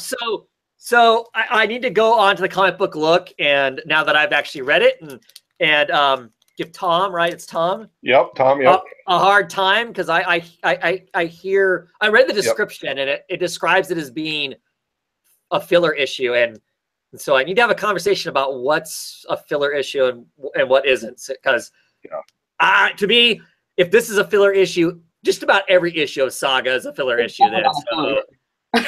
Definitely not filler issue. So you're going to go on to his Facebook page and read him the riot act? No, I'll go to the YouTube channel. I won't go to the Facebook. Facebook scares me. I won't go there. Say, yeah, because you never go to my MySpace page and read my poetry. That's why I'm saying it would really hurt me. Okay, well, I'll get on that. I'll write myself a note right now. Okay. So got it written down. All right. I'll be checking it out. So what other books do I talk about? Black Hammer. Black Hammer. Oh yeah. Yes. So yes, Black Hammer. So it's what, issue number 11? Yep. I really like seeing more about Barbalian. Like we pretty much just go more into his history this issue. So we're following behind, going in his past, seeing how he's always felt like he's never fit in. He's always dealt with homophobia throughout his whole entire, transition as a human, no matter where he's decided to, I guess, migrate to. Police force in one situation. I mean, they didn't really exactly go over what was found out for them to make fun of him or figure out that he was, in that persuasion. But right. They did show that he dealt with that prejudice and against him. And then we also see that Gale in the Mist is just so devastated that Barbalian doesn't return the same feelings for her, that she writes him a suicide note and decides to go outside the perimeter of the farm to right. Yeah, that's what the cover is. The cover of her is touching where this barrier is at, and their understanding is if you pass that barrier, you're just fried. You're just absolutely nuked to death. So she's gonna throw herself through that. Yeah. And so we also see a scene too where Barbalian decides to go ahead and go back to the church to talk to this priest that he feels like calls him out. Yeah, calls him out again. But a part of me feels like the priest may be into him, but then I feel like he's pushing it too. I feel like he really wants his priest to be after him because he's so tired of being denied a partner that he's so. I mean, like I'm saying, like he's gone through so much where every time he's put himself out there, he always get rejected every single time. And I think he's just so sick of being rejected that he's trying to force a situation that's just not there. I think that maybe the priest, is just so headstrong against that. Maybe like he just comes off as maybe being friendly. I don't think he can be. I think it's more than that, but I think he's reaching at the same time. It's like I've had this dueling feeling that the priest may go that way, and may be into him, but I think also that Barbalian may be reaching and wanting it so bad that you want what you can't have. Right. So right. Yeah. I mean, clearly, Barbalian's pissed. Yeah. That this guy won't just, from his perspective, won't accept who he is. That's kind of what he's pushing. Exactly. Kind of a thing. And harassment at this point, Right. Well, the thing is, Barbalian's at a different point in his life, clearly. Yeah. Then if the priest is gay, then where the priest is in his life. I mean, the priest, of course, gives him all the lines about. I mean, the priest gives him a line, "You're a sinner," and he's like, "Whoa, I haven't done anything. I can't be a sinner if I haven't done anything." Well, you're thinking about sin, and I mean, so I don't. So that's the part that makes me think that maybe he is, and he's just, he's still, denying it to himself. Because but his response to that was that way, whatnot. But I do like it when he's leaving. And the priest is like, well, maybe it's a good idea you don't come back to the church. And he's like, that's fine. I was only coming here to check you out anyway. I was like, Barbalian. Yeah, like, hello. I won't be back now, because so I don't know. I like that part of it and whatnot. So I just still really enjoyed this comic. It has all these great elements to it. Meanwhile, of course, we have Black Hammer's daughter, who's the reporter. That was Was it? But I find that I find that interesting because I want to know why they're where they're at. I want to know what it is they're stuck in, and she's the person who's moving that part. Butterfly, she's behind it all. Yeah, I'm convinced. My mind's made up. Yeah. Well, she clearly has something to do with it.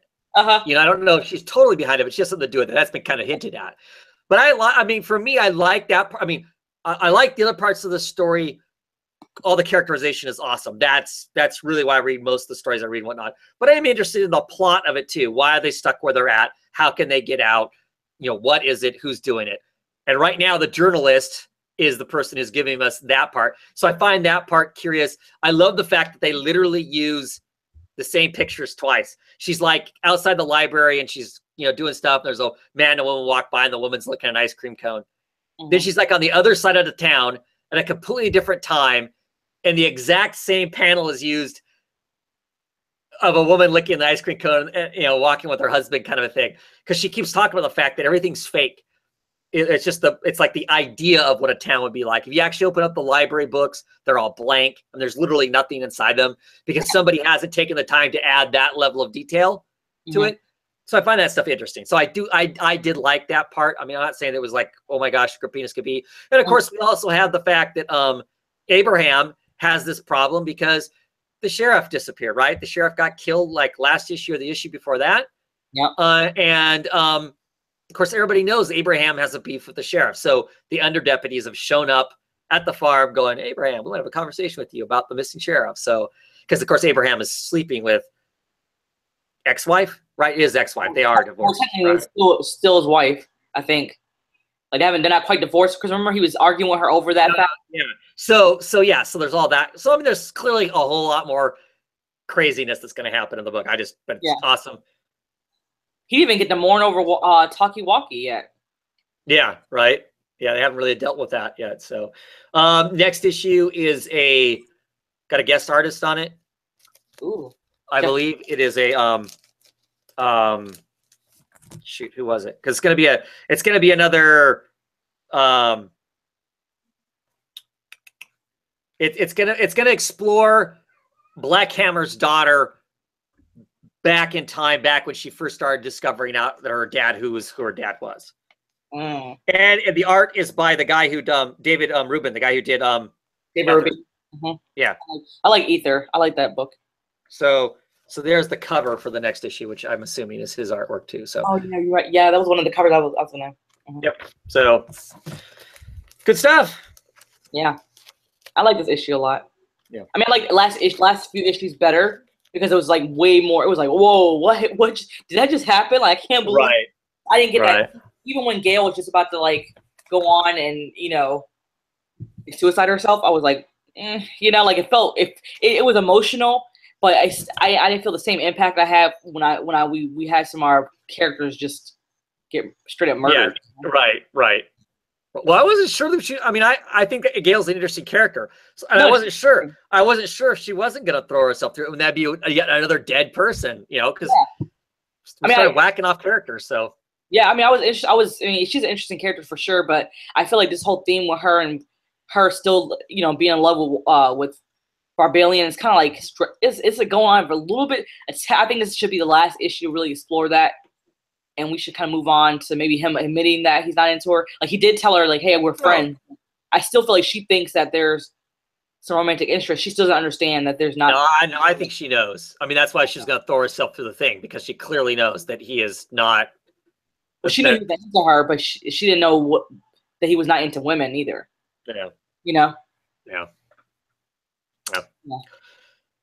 Be interesting to read. Always enjoy the book. Always excited when it comes out, for sure. For sure. Alrighty. What else do you want to talk about? Crosswinds? Did you read that? I did. Issue number 2, Crosswinds. Yeah. I like this issue a lot. Like, it was better than first issue for me. Seeing how I mean, like, you know, when we talked about when after they switched bodies, after this mercenary of some sort, this contract killer, Kassan, after he switches bodies with this homemaker, June, I believe it's June? Juniper?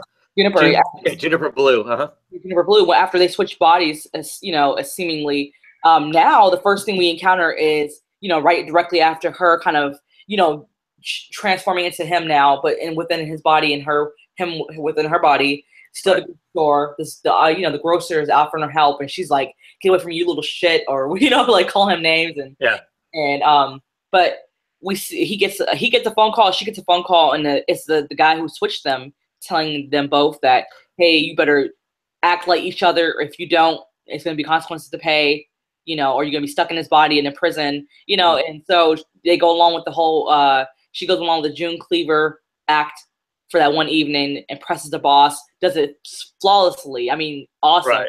Has a nice edge to her. I love that. I love how Kassan played her. I loved how June played Kassan, like, you know, Susie Homemaker, but like more tough. Like, I feel like she's growing. Like, she's gotten so grown, and she's actually showing us that she's not this weaker character that we first saw her in the first issue. So I really like seeing that. I like seeing how she straightened up that son, like backhanded him, and then had him like dressed up and say, yes, mom. And then we didn't see any confrontations arise like we had predicted earlier, when maybe she may say something to those neighborhood boys. We thought it was maybe some kind of like something's going to happen, some confrontation possibly. It never happened, which I'm waiting for something really crazy to happen. I think she's going to keep letting it happen, and then Kassan's going to just go rip into him. But we do see the son, the older son, admit that his bike was taken, and that's why he got into a fight, why he had a black eye. And so she's like, well, you're going to point that little out. Right. Car. We're going to go drive this boat that your father called the SUV and go find this little thing and get him, you know? So I'm like, oh, yeah, this is good. I loved how how Kassan cooked all his native dishes for the family. Right. Like, yeah, like my mom cooked this, and he's like, and the husband was like, but your mom's Mormon, and you're from Utah. Like, how do you know how to cook this? He's like, oh, silly me. I forgot. Yeah, I am from Utah. I love this issue. I love it. Yeah. It was fun. I like a lot of the characterization and stuff. I don't know about the whole, bearded guy that calls them, that kind of mystery. Mm-hmm. I kind of find that as annoying. It was annoying, but I think if you ignore that part, I think everything else flowed pretty well. That just didn't make sense to me either. That I guess I ignored it. Yeah. I tried to enjoy the other elements. The Freaky Friday aspects of it were a lot of fun. I mean, watching them both embrace, because they've both being told, look, you have to do this for now, otherwise you're in trouble. I mean, in the case of Miss Blue with her in the hitman's body, it's like you got to take care of this. You're a fantasy writer. Use your imagination, figure it out, because you don't, you're going to prison, and I don't care. Mm-hmm. So she just sucks it up. I think because she's not herself right now, she has this, like you said, this new strength. But yeah, it was more fun than I thought it was going to be. I guess for me, I'm still kind of on the fence as to whether or not I really like it. There were parts about it that I really liked, and it was fun watching them be these other people. How long can this last though? There's got to be more. It feels I feel like it can't last too much longer. I mean, like I think we're gonna have a few more situations like this where we see them being each other, having some difficulties being each other, and then last but not least, we're gonna have her be fully capable of standing up for herself, and maybe she might end the confrontation. Maybe it'll end with her having a confrontation with those neighborhood boys as like a final showdown of how brave she's gotten over the time of the series. Where they finally switch back, and then she realizes she's back in her own body. That those teenage boys that have been harassing her this whole time say one last thing, and she just goes off on them, and then it ends. That's how I see it ending. Yeah. But I'm gonna stick with it for a while. We'll see. For me, I'll see where it goes. I like this issue more than the last issue. All the stuff that happened was a lot better than what in my head I thought it was going to be after reading the first issue. Or the first issue, I'm kind of like, oh boy, this is going to be. See where this goes, and it was delivered a lot better, and that was a lot of fun for sure. I definitely like Kassan more than June though. Well, yeah, didn't almost feel like it was more concentrated on that aspect of it. Hers was pretty simple. She's cleaning up and whatnot, which is what would have happened anyway. Whereas him being her, it was like a complete role reversal of what she was. I mean, she's this kind of, meek, anxiety-ridden, woman. And so suddenly she was this, kind of sassy, taking care of business. If the kid mouths off to me, I backhand him, kind of a thing. So it was so much of a different. It was fun to watch that comparison to how mousy she was in the first issue. I think. Mm-hmm. I mean, his character too is formulaic as well, like his personality, but something about it is so charming. Like I don't know why I just draw to him more. I find him more attractive as far as a character and his characteristics, because he's so outgoing, opposed to her, where we're still waiting for her strengths to come and show through all her tribulations. So right, yeah. Well, with the feds kicking in the door, it's going to be interesting to see how that all plays out for sure. So, yeah. Okay, what else? What else we got? Mike, do you have any works tonight? Joe Gollum, Occult Detective. It's so Nice. dark you can't even hardly see it. This one we have him. Joe has pursued the bad guys back to a apartment. As he's going through there, he comes across this group of rats. They're as big as dogs, and he starts shooting them. And of course, one of them, after getting blasted in the head, kind of screeches at him, and he's like, you could at least just stay dead. That's the most, honorable thing that somebody can do. He then encounters someone else who has gone through the transformation of trying to channel the creatures from the far dark areas. And when Joe shoots that guy, there's a splurge of blood that lands on the floor. And then you see either like worms or possibly tentacles, very Cthulhu. And at that point, he sets the curtains on fire, throws the curtains on the guy in the body and the blood, and then he gets out to his boat, and the fire department shows up, and he shows his badge and says, you can talk with Lieutenant such and such, but this place is going to burn. And so we're getting definitely more into the meat of it. I mean, before it was all, where are we heading with this? They evidently are attempting to summon something. We find out that the professor who is in charge or is, looking out for Joe says there's a thin veil, and this veil is being shredded more and more every day.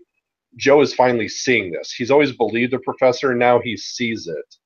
And so I think we're getting to the point where we're building up to the next level of, how bad this is going to get.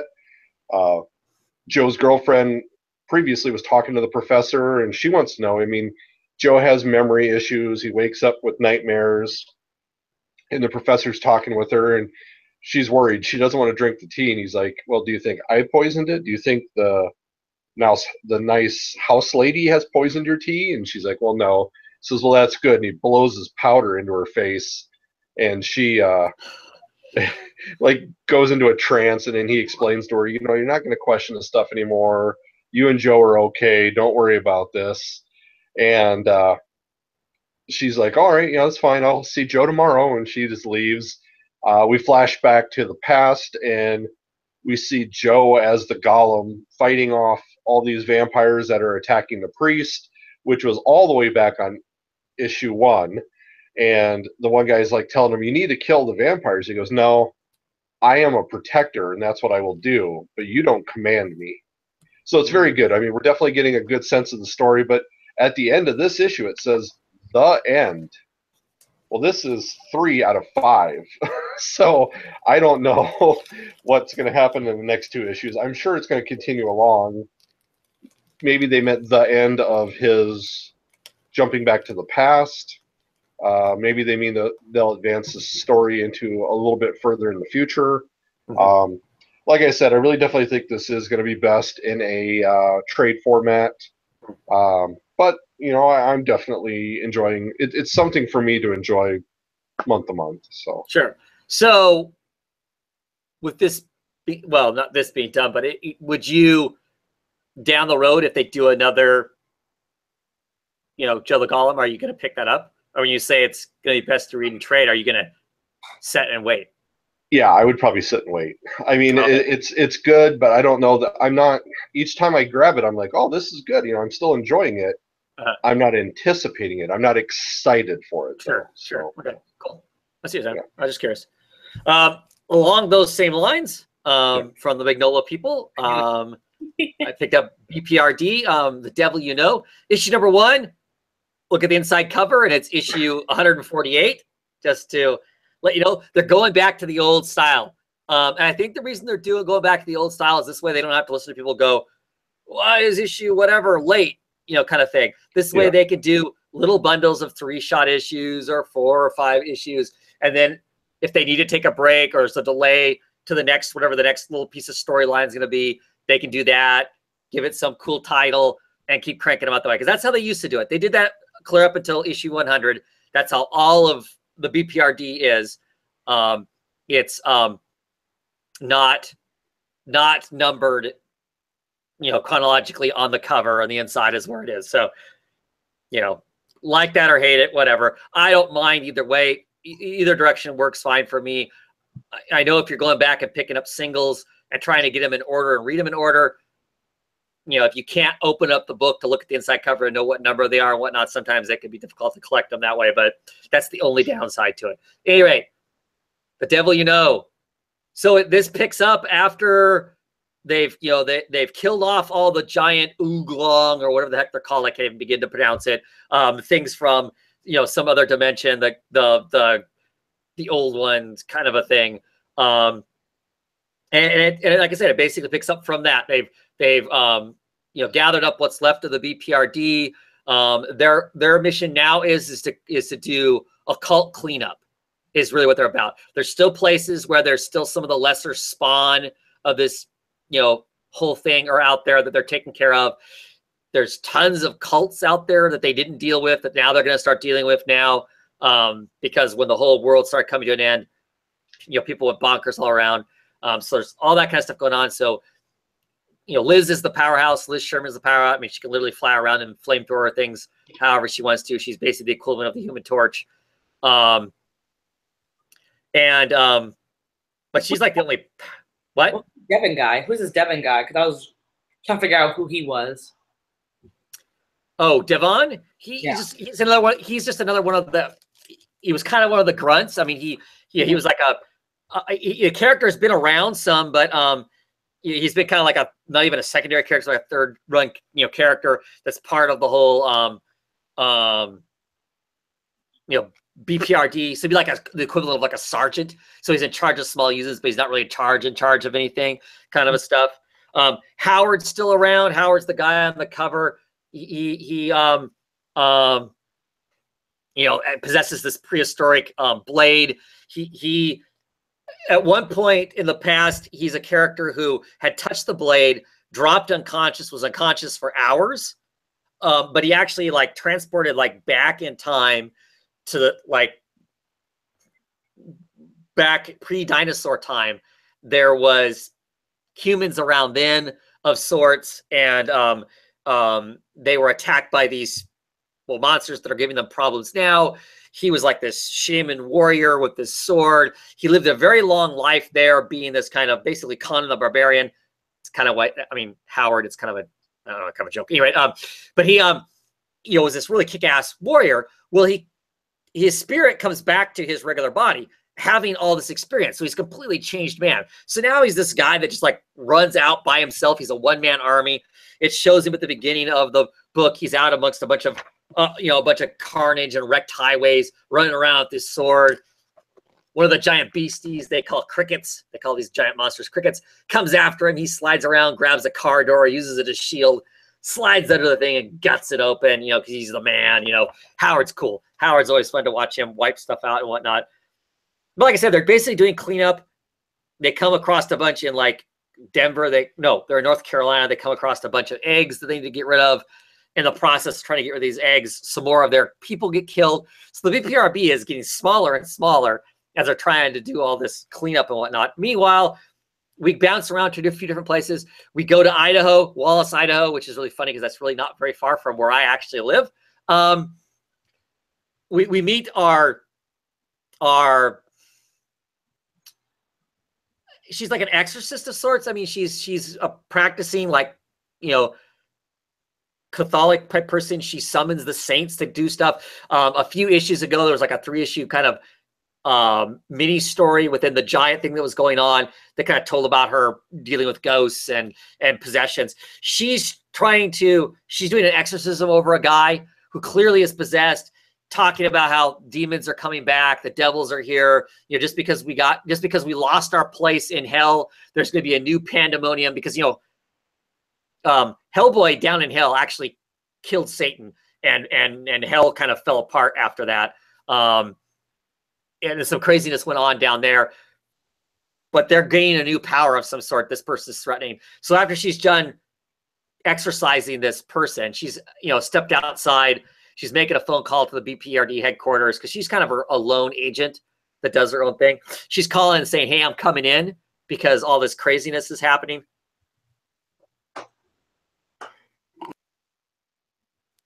But I was going to sneeze. Anyway. I thought you were laughing. The drama. Thought when the monsters got you. Yeah. Right. So there's her whole thing going on. She's getting the foreshadowing of that. The demons, the hell is coming back. The devils are coming back because, of course, we have this little girl that is a demon, and okay, she's been in the old series for a long time now, for probably 50 issues. She has been locked inside of a bell jar. The head of the kind of the equivalent of the Russian BPRD has had this little girl locked inside this glass jar. She's been magically trapped inside there. Well, he released her because she said that she could help him destroy the old gods, these old gods, because these old gods basically kicked the shit out of hell and all the hierarchy. I mean, they kind of screwed the whole thing up. Yeah. Well, she does. She helps them. That's what ultimately defeats these big giant monsters. She unleashes what's left of hell onto them. Well, now she's walking the earth, gathering followers. You know, she's walking around, this cute little girl in her old little Russian dress is walking around talking to people, and she's got this whole cult of people following her. So clearly we know there's going to be this kind of battle once again of demon worshippers and that sort of thing is going on. So we get that. And this whole time, Liz and this unit in North Carolina has been hunting for a van, the target, for whatever reason. We don't know why. Well, Liz finally finds it. It's like, okay, I don't know what's going on here. You know, why would they be doing all this stuff with this van? Because they couldn't figure out what the old BPRB people were doing in the van. She opens it up, and inside of it is Abe Sapien. He's curled up in there, all flipped up upside down. I don't know if he's dead or what's going on with him. There's lots of stuff growing around him. So, and her and Abe were like the best of friends before Abe kind of went rogue, kind of ran off to find himself. So I, as a longtime reader of this, am super excited just because all this stuff, all the plot lines that were going before, they're all here. You know, nothing got dropped of any sort. So I'm excited for all those aspects of it. I totally peeped that with Abe Sapien. I totally peeped that at the end. Even though I haven't been like a long time reader at all. Right. I dipped in and out certain issues. Like I've always read the miniseries of BPRD. Like I have a lot of miniseries. Because that's how it used to be, right?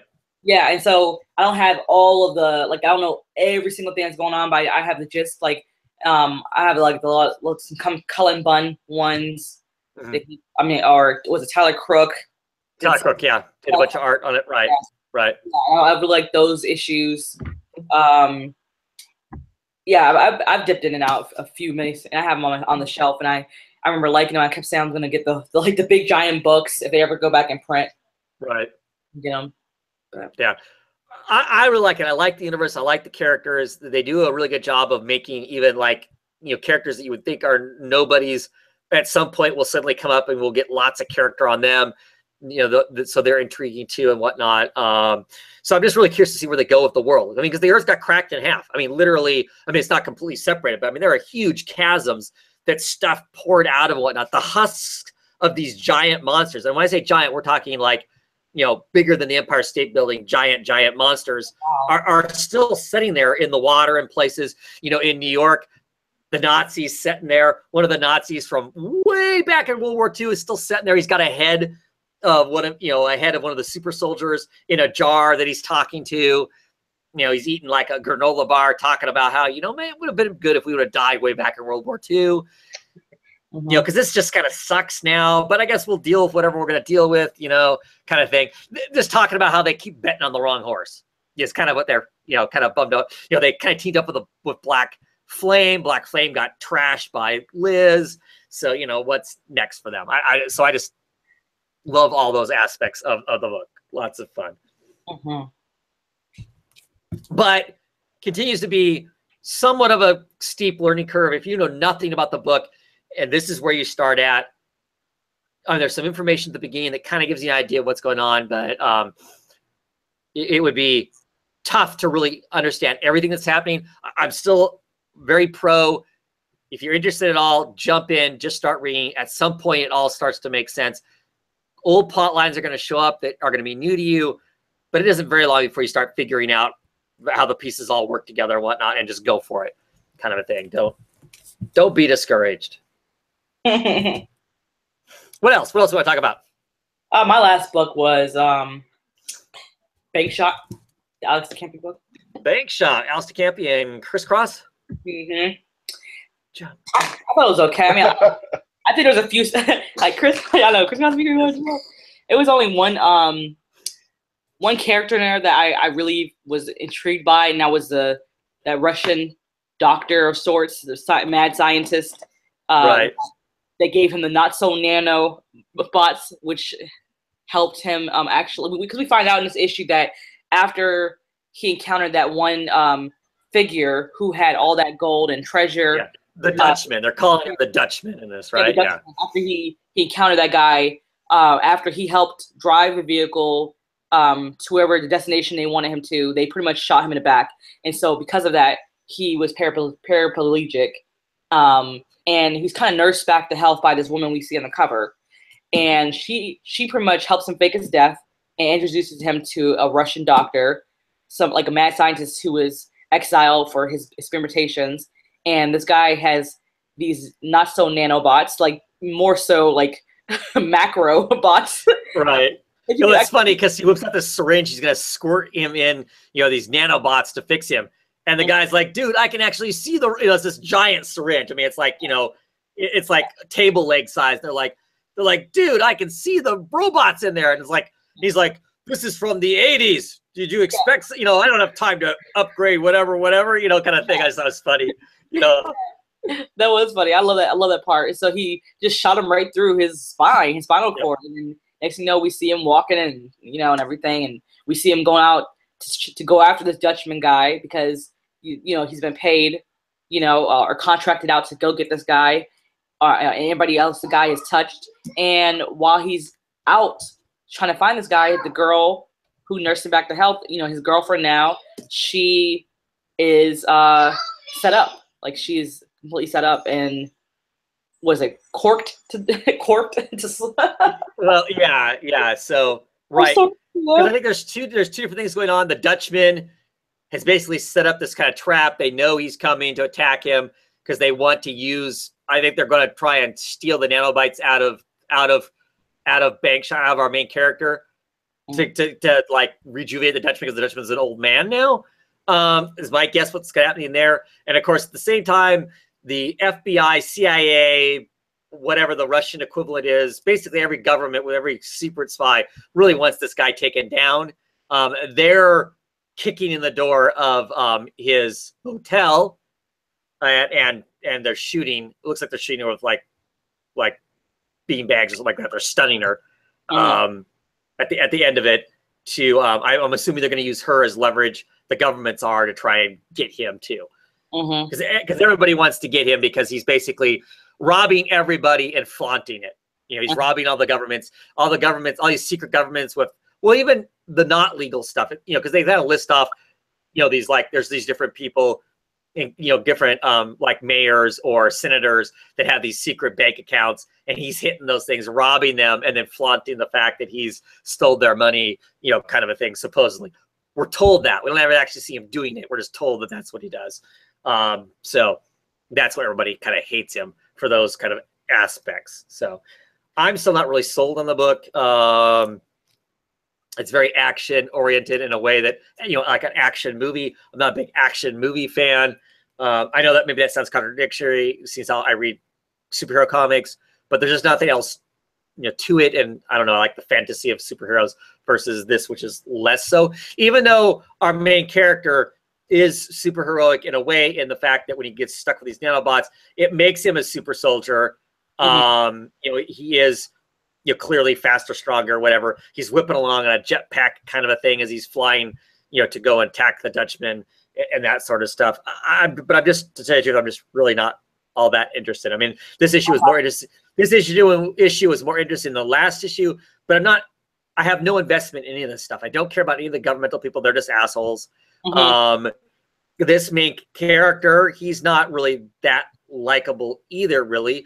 This woman is somewhat intriguing.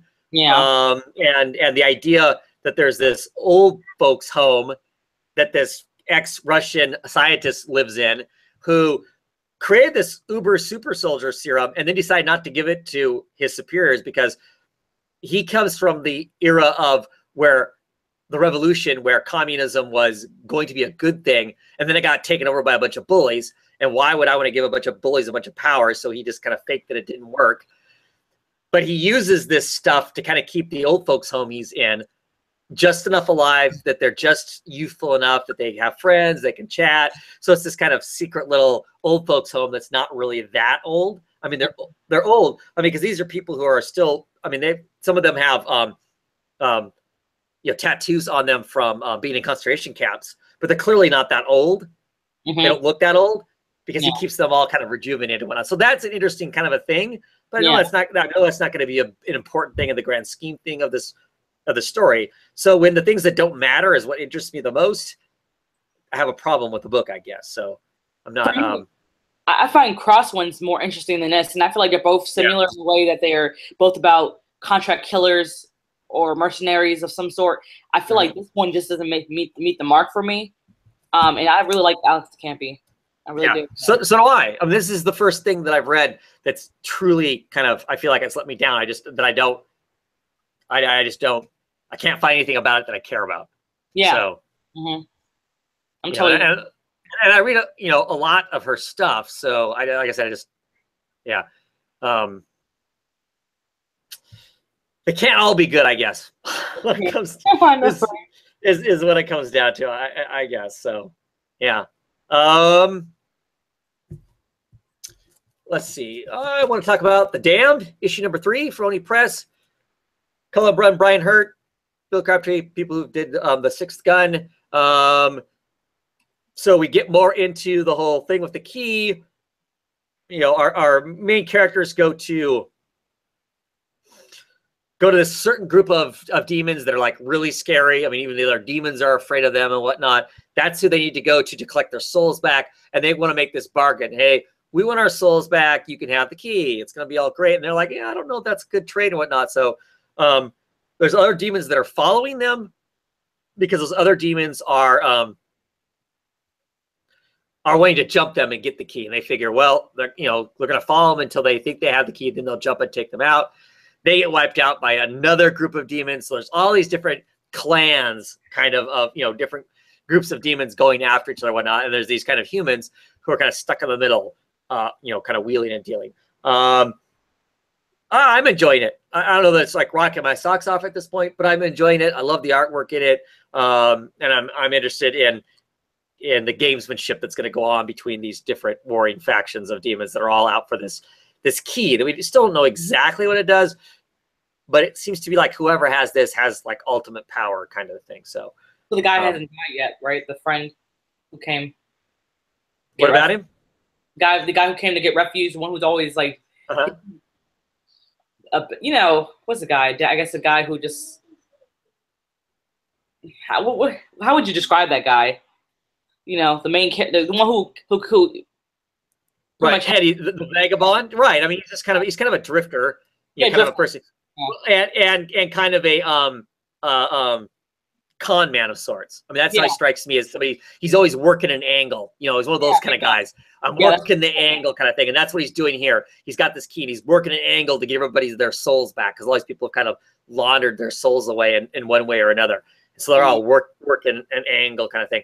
And our main character, the guy that owns the club, clearly is working an angle on top of the angle. He's supposed to be helping this guy out, but I feel like he's, would throw him in the ditch if it meant he would get what he needed out of it, kind of a thing. So, all interesting. I don't know that any character in here is a likable character per se, because they've all kind of done bad stuff to get themselves in the positions that they're in. So, yeah, we'll see. But I'm enjoying it. Good. And I think that's it. I think that's the books I want to talk about this week. Anything else we want to talk about? Yeah? No? Okay. No. Well, thank you guys for coming on. Mark, if you happen to watch this, we're really bummed you couldn't make it on. Hopefully we'll get whatever your technical difficulties worked out so we can get you on the show. And because I'm sure everybody would like to hear what you have to say about all this stuff. Yeah. You can take us to task on Marvel and all that kind of good stuff too. So thank you guys for coming on and talking comics with me as always. Always appreciated. Thank you all for watching and commenting and giving us your 2 cents worth on the comics that you're reading. What are we missing? What are we clueless on? Am I wrong? Is Saga filler? I don't know. Anyway, let me know, and I guess we'll probably be back next week, unless something happens. Parting words? Damn the man, save the empire. There you go. There you go. Anyway, have a good night, everybody. See you next time. Bye.